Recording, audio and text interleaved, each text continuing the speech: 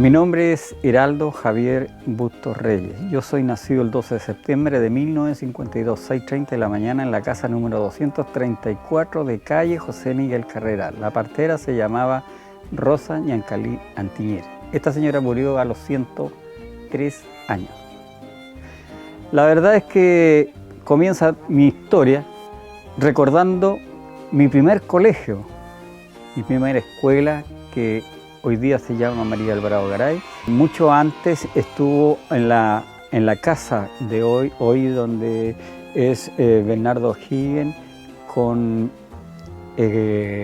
Manuel Rodríguez, se llama esa calle. En toda la esquina está la casa de los Olivas.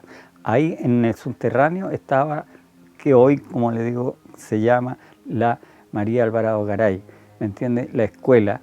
En el subterráneo estuve a los 6 años. Me acuerdo del terremoto del 60 también, ¿entiende? Perfectamente, tenía 8 años en esos años. Y desde ahí pasé a estudiar a la escuela San Sebastián, la escuela de hombres, que hoy, donde está la casona cultural al frente, está el busto, llamémosle, de San Sebastián. Ese era el patio, y más allá, que ahora es el jardín, ahí entré a estudiar al primer año básico. Si bien es cierto, después pasé a otros cursos, donde estuvo cuanto que se llama Luis Sandoval, que era profesor de música, y él los preparó para la banda instrumental que tenía prácticamente la escuela misional. En realidad la vida de nosotros fue siempre dura. En esos años no íbamos a la escuela con zapatos, sino que a pie pelado. ¿Entiendes? Nosotros vivíamos acá arriba en la Corby, que se llamaba en esos años, y de ahí bajábamos por Portales para abajo y atravesando el ferrocarril en este caso, porque ahí donde estaba, o era el Cefán, estaba la estación.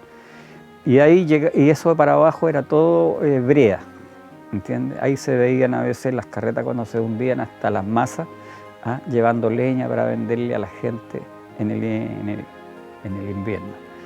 Y atravesaban el estero que atravesaba Portales, ahí donde está el estero ese, el Ñañil que se llama, daba la vuelta hasta José Miguel Carrera para abajo, un poquito más allá, y de ahí doblaba y de ahí tomaba su curso normal que está ahora. Ese estero pasa derecho. Antes los que traían leña en las carretas con bueyes pasaban a lavar a los animales, porque a veces se enterraban hasta la panza, como llamémosle así, de los animales. Yo me recuerdo perfectamente, porque cuando bajábamos de arriba teníamos que pasar a lavarle los pies ahí en el invierno. Y cuando ese estero pasaba por la calle, hoy día ya no pasa. Me recuerda muy bien la tenencia también que estaba en el mismo Portales, donde hoy vive la familia Barrera ahí, uno de los hijos de este caballero. Y llegábamos a la escuela misional, pasábamos por el otro lado, porque hoy día se llama Padre Sigifredo, llegábamos a la escuela. Y después salíamos entre la iglesia y cuánto que se llama, y la escuela Santa Isabel. Recuerdo perfectamente todo eso. De hecho, en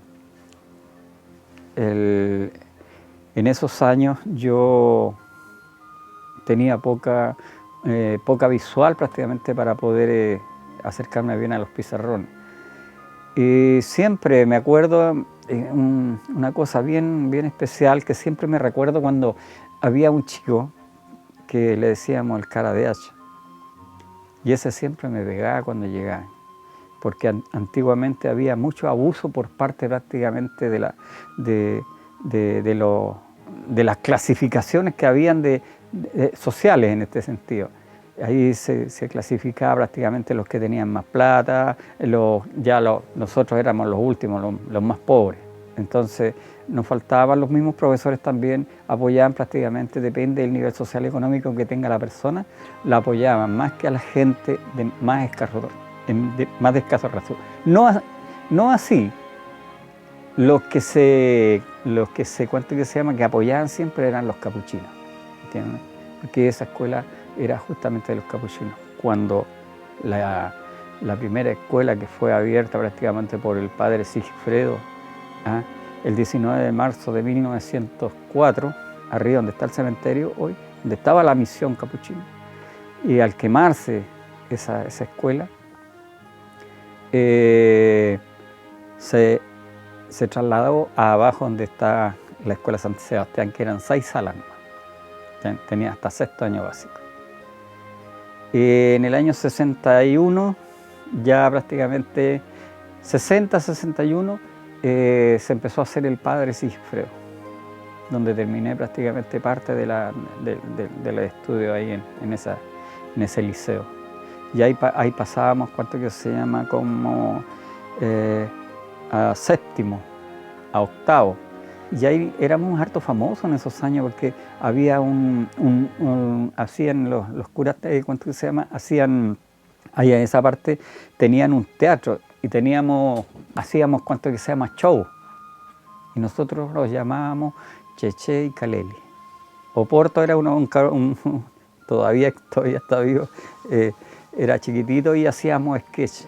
Esa escuela fue muy famosa gracias prácticamente a nosotros mismos que hacíamos esos shows hacia el interior, que Chumalal, Chohuén con el Tume, para esos lados íbamos a hacer show. Y era importante para nosotros hacer, porque en esos años solamente existía la radio, pero no habían otra entretención que solamente el cine y los shows que hacían las escuelas. Por lo tanto, como les digo, mi vida fue bien dura, porque yo ya como hasta los 17 años todavía andaba pie pelado, y después que pasó el terremoto, más pobre quedó la gente, porque se hundieron prácticamente casi la mayoría de las casas que habían en el centro. Aún todavía el desnivel que tiene se nota mucho más, ¿me entiendes? Así que por lo tanto, eso recuerdo de mi niñez. Es bastante triste porque cuando hubo esa explosión que hubo en el volcán Villarrica, la ceniza a nosotros los dañó mucho los paladares. Es el año 64. ¿Entiendes? Así que por lo tanto tuvimos mucho animal murió acerca de eso, con ese tema, porque comía el pasto con ceniza. Y bueno, yo recuerdo prácticamente también harto que iba al puerto, ya que mi papá trabajaba en el puerto, era estibador. Ahí se formaban redondillas, habían 4 personas, 5 personas que trabajaban y descargaban los lanchones. Y ahí iba a buscar leña para pasar el invierno. Me gustaba mucho ir a hacer cortes ahí. Cortes era una carretita que yo tenía y le traía las chuicas a las personas y iba a dejarlas a las vinerías o tillerías, y de ahí ellos después me volvían a contratar para poder llevarlas llenas de allá, porque llevaba mucho vino en esos años en elenco, que era el vapor que llevaba más gente. El elenco, que Mapudungún significa sobre el agua, llegó en el año 1940 acá, uno de los vapores más famosos y más queridos prácticamente. Lamentablemente, bueno, todo se termina en la vida. Y ya ahí hacía esos cortes en conjunto. Cuando el vapor llegaba acá, eran como las 10 de la mañana, y tocaba su pito, y después descargaba las cosas, íbamos a dejar los materiales, las pilsenes, las jabas de cerveza, y Y después escuchábamos prácticamente el sonido en la parte alta arriba, ¿entiendes? Donde venía el tren, ¿ah?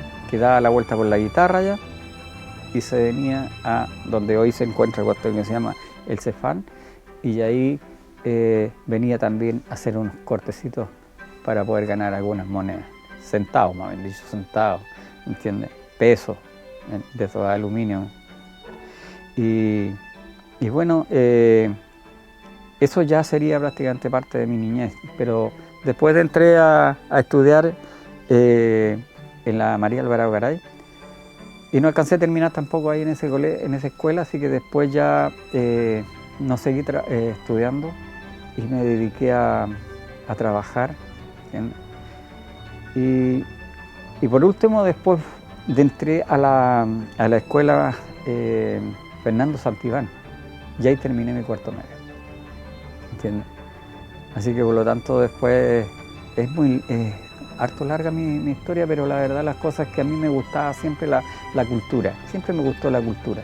Y de hecho en una oportunidad yo llevé a unos turistas para adentro porque tenía un bote y me preguntaron cómo se llamaba el lago, cuál era su significado, cuánta profundidad tenía, cómo se llamaba el volcán, qué altura. Y nunca le pude contestar porque me dio una vergüenza, siendo nacido y criado acá en este territorio y no sabía nada de Panguipulli. Y es así que empecé a investigar. Y como yo trabajaba en bicicleta, entonces empecé a hacer trueque con la gente. Todo lo que tú ves acá lo conseguía así, con trueque, ¿entiendes? ¿Ah? Yo arreglaba la bicicleta y me traían una plancha, me traían qué sé yo, cualquier cosa. ¿Ah? Y de a poco me fui consiguiendo con la gente también radios, tocadiscos, moneda, discos, vitrola, ¿entiendes? Todas esas cosas. Y siempre con eso he trabajado en cuanto se llama, he prestado servicio a la municipalidad para hacer itinerancia en la escuela. Así que esa es la manera de poder haber tenido más conocimiento de lo que es la historia de la comuna. Y después que llega Marcela Ríos, parece que se llamaba. Esa chica era antropóloga, era de Valdivia, y hicimos un proyecto, ¿entiendes?, que se llamaba Un viaje a la memoria. Y ese proyecto lo presenté, lo ganamos en el Consejo de la Cultura y lo ganamos y lo presentamos prácticamente, yo más que nada lo iba presentando en distintos pueblos de la comuna de Panguipulli. Eso ahí hice una pequeña investigación desde Valdivia, Quinchilca, Maricunga, Lanco, Panguipulli. Ese es el recorrido que hice yo histórico, porque la verdad las cosas, Valdivia, ustedes saben que fue parte que se llama subordinado por el virreinato del Perú hasta el año 1700.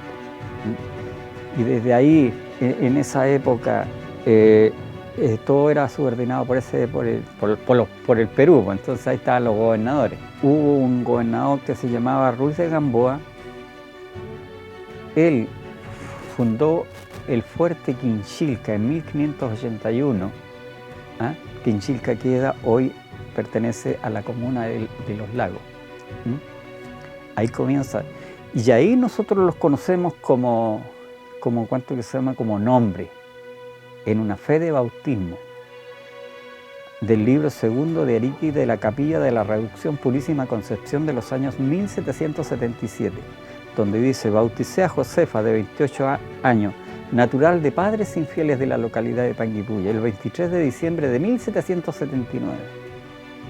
Es ahí donde los conocemos como nombre nosotros, ya que Panguipulli y Quinchilca se visitaban,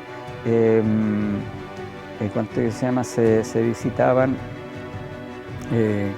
cristianamente, porque había una iglesia católica ahí. Todavía existe, a pesar de que eso es una copia, pero igual, porque la original se quemó. Y ahí después me salté a Maricunga, que en Maricunga en Mapudungún significan 10 linajes. Quiña, Epu, Quila, Meli, Quechu, Cayo, Regle, Pura, Aya, Mari. 10. Punga, linaje. Antiguamente a la gente, de las familias las transformaban en linaje, ¿entiendes? Y ahí el presidente Manuel Bulnes Prieto, que tuvo su mandato entre el año 1845 y 1855, este presidente le dio el carácter de pueblo a Maricunga, que hoy día se llama San José de la Mariquina. Y luego viene la colonización, o sea, antes de la colonización, claro, viene la colonización en el año 1835, ¿entiendes? ¿Ah? Y llegan los primeros colonos acá, los Ángel Mayer, Manuel Ovalle, etcétera, etcétera. Y a lo mejor vinieron otros más que no se conocen en la historia. Y luego, este presidente, Manuel Bulnes Prieto, autoriza a los franciscanos del Colegio Chillán para hacer una misión aquí en Panguipulli. ¿Ah? En 1844 autorizó en nombre de San Sebastián. Ya ahí se conoce prácticamente la primera iglesia católica que fue inaugurada el 22 de diciembre de 1903. ¿Entiendes? Después llega prácticamente el padre Donato y el padre Inocencio. Ellos fueron prácticamente los que el cura párroco, el padre Donato, el primer cura párroco, ¿entiendes? Que estuvo 4 años nomás porque era viejito, los franciscanos ya eran de edad ya todo, ¿entiendes? Y de ahí, ¿cuánto se llama? Llega en reemplazo de este cura, el padre Sigifredo Schneider. Él nació un 19 de septiembre de 1862 en Frankau, Alemania, ¿entiendes? Y se hizo cargo prácticamente de la misión de Panguipulli. Él fue el que abrió la primera escuela misional el 19 de marzo de 1904, ¿entiendes? Y de ahí lamentablemente eso ocurrió después que cuánto que se llama un voraz incendio destruyó toda esa misión, la iglesia, la escuela, ¿entiendes? En 1945, ¿me entiendes? Y en 1954 ya fallece el 3 de agosto de 1954, falleció en San José de la Mariquina el padre Sigifredo, que hoy está sepultado prácticamente en el cementerio donde una vez hubo su escuela y la misión, ¿entiendes? Eso es parte del inicio, ¿entiendes? Obviamente que después de eso, como le dijera, llega prácticamente, por darle una connotación prehistórica a los panguipullenses en esos años, enviaron una carta prácticamente al Estado para poder prácticamente separarse de Lanco, porque nosotros simplemente obedecíamos a la comuna de Lanco. En el periodo del presidente Juan Luis Sanfuentes Andonaegui, él firma el decreto ley 4581 que da paso a que Lanco se convierta en comuna el 28 de diciembre de 1917, ¿entiendes? Así que por lo tanto, nosotros pasamos a pertenecer, o sea, Lanco pertenecía hasta San Martín, o sea, hasta colindando con Argentina. Ese era el territorio, eran como 4.000 a 5.000 kilómetros de superficie que tenía. ¿Me entiendes? Hoy tiene como 500, ¿no? Y Panguipulli, como le digo, se empezó a tratar de hacer todo lo posible de separarse de Lanco. Y eso lo consigue prácticamente en 1946. ¿Me entiendes? Enviaron una carta y de ahí el presidente Gabriel González Videla, que tuvo su mandato entre 1946 a 1952, este presidente en conjunto con el ministro del Interior Luis Alberto Cueva firman el decreto ley 8721 que da paso a que Panguipulli se convierta en comuna el 31 de diciembre de 1946. Hoy tenemos 75 años y ahora el 2022, el 31 de diciembre del 2022, cumplimos los 76 años. Ese es parte de nuestra historia, ¿entiendes? Ahí se elige los primeros regidores en esos años, que fue Juan Ruiz, Luis Ferradi, Antonio La Fonseca, Juvenal Matabala y Dagoberto Sánchez. Estos 5 formaron la primera corporación edilicia en el año marzo de 1948, donde se elige el primer alcalde de la comuna de Panguipulli, Dagoberto Sánchez Burgos, el 21 de mayo de 1948, ¿entiendes? Así que por lo tanto hay harta historia ahí y bueno, y hoy tenemos prácticamente como alcalde a Pedro Burgos, ¿entiendes? Vázquez. La recopilación de la historia la hice prácticamente en el año 1986. Desde ahí empecé a recopilar cosas. De hecho, anteriormente yo estaba casado, tengo 2 hijos y trabajé mucho tiempo con don Julio Montesino. Entonces tenían una herrería ahí en la calle Mata. Por lo tanto yo me dedicaba a trabajar, a aprender a forjar los fierros, ¿entiendes? Ahí hacían ruedas y herraban caballos, ¿entiendes?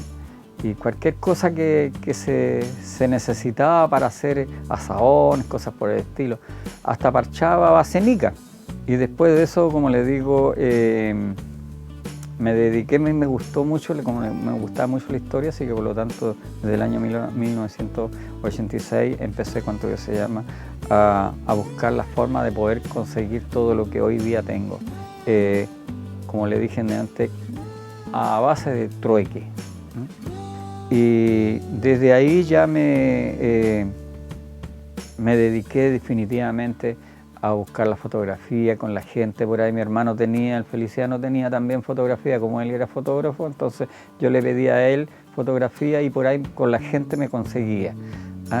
Y en ese proyecto que yo gané prácticamente, que se llamaba Un viaje a la memoria, entonces ahí yo me compré una máquina fotográfica y con eso yo le tomaba fotos a las fotos de la gente, porque no las prestaban ni las regalaban, porque esas son reliquias de ellos. Entonces, de esa manera me conseguí el material. Y otros materiales, la misma gente colocaba, le gustaba esa parte de la historia, entonces ellos también querían mostrarla. 34, 35 años trabajando en ese tema, buscando la fotografía, la historia en todos lados. Y desde ahí, empecé a trabajar con las escuelas, con los colegios. Iba a hacer itinerancia e inclusive mi hija estaba estudiando en la escuela a Manuel Navalón, que hoy día les se llama Manuel Navalón, antes la Ernesto Pinto, y ahí todos los años hacían, detrás de la municipalidad, hacían un mostrario de muchas cosas de los alumnos. Y ahí me invitaban y yo iba y llevaba todas estas cuestiones y se las presentaba a la gente, les encantaba esa cuestión. Y hay grabaciones de ese partido, como 5 años más o menos participando en forma gratuita, ¿entiendes? Mostrando la fotografía, mostrando prácticamente todo lo que realmente había hecho yo durante ese tiempo, porque me gustaba. A mí no me interesaba que me pagaran, lo que me interesaba era que Panguipulli se conociera por intermedio prácticamente de la cultura. Y obviamente después, más adelante, vinieron prácticamente Televisión Nacional, vino el Megavisión, vino prácticamente Pancho Saavedra, el Canal 13, y hay reportajes de lo que ellos hicieron para poder mostrar prácticamente a Panguipulli como un pueblo bien histórico. De esa manera pude lograr prácticamente que la gente conociera más el nacimiento de Panguipulli. Con mucha connotación. He recibido varios, ¿cuánto que se llama? felicitaciones de parte de toda la gente. Así que por lo tanto, y sigo en esto, pues, tal vez voy a morir trabajando en la historia de Panguipulli. Bueno, la historia de Panguipulli, como te dijera, a la gente le gustaba porque los recuerdos para ellos son importantísimos. Inclusive yo cuando hice prácticamente, bueno, de hecho después me dediqué a la artesanía, ¿entiendes? Hice la réplica del elenco. Y ahí logré, mostrar eso a la gente. La gente, ellos hacían su propia historia. Ellos traían su propia historia y la contaban a los que estaban al lado de ellos, juntos mirando prácticamente la réplica del elenco. Ellos mismos decían, yo nací aquí, mi mamá me parió aquí arriba del elenco, ¿entiendes? Entonces eso yo lo escuchaba y como le digo, ellos relataban prácticamente parte de la historia de lo que vivieron. Y a mí también me gustaba mucho porque yo también lo viví, yo anduve muchas veces en elenco. Y iba siempre a Quechumalal. En Quechumalal la gente era muy humilde, muy querida, ¿me entiendes? Inclusive íbamos muchas veces de parte de acá del liceo, íbamos a hacer show allá, para ir a entretener a la gente. Y ellos se portaban muy bien. Por eso le digo, si ellos, como no tenían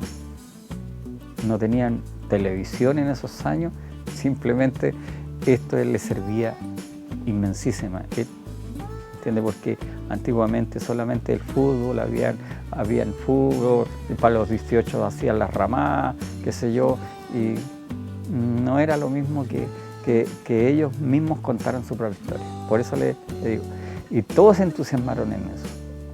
Pero hoy día tenemos prácticamente las redes sociales. Usted se mete a las redes sociales y encuentra cualquier cantidad de fotografías que yo recopilé para poder prácticamente que la gente se recordara de eso. Agradecer prácticamente a toda la gente que participó en la recopilación de toda esta historia, que no era para mí, sino que era para todos. Y realmente Panguipulli es un paraíso más que una rosa, más que todo es algo maravilloso. Por lo tanto, me gustaría que realmente las nuevas generaciones aprovecharan lo que tienen y que cada vez que llega un visitante acá, que le cuente lo que yo les entregué para que ellos puedan sentirse orgullosos como me siento yo de mi tierra. Agradecer también a mi hermano Feliciano, que también aportó mucho prácticamente por la cultura, ¿entiende? De esta comuna, que es mayor que yo. Entonces, también a mi familia, a los amigos, a la gente adulta que obviamente que cuando yo iba a hacer una entrevista, estaban los hijos de las personas que ya no están, ¿entiendes? Que formaron y transformaron este pueblo en lo que es hoy. Así que por lo tanto, hasta Michay, Lemoria Tempuche, hasta pronto, saludo a toda su gente. Chaltumay, muchas gracias.